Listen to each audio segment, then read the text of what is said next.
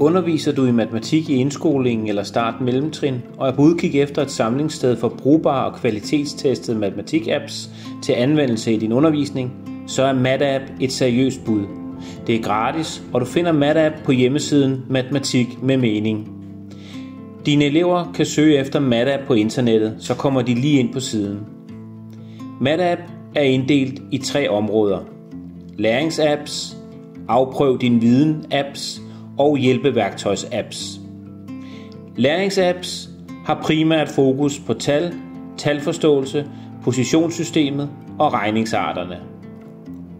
Afprøv din viden-apps har især fokus på talforståelse, tandbehandling, base 10 blocks, talfornemmelse, grubler og logik, regningsarterne og fraktioner.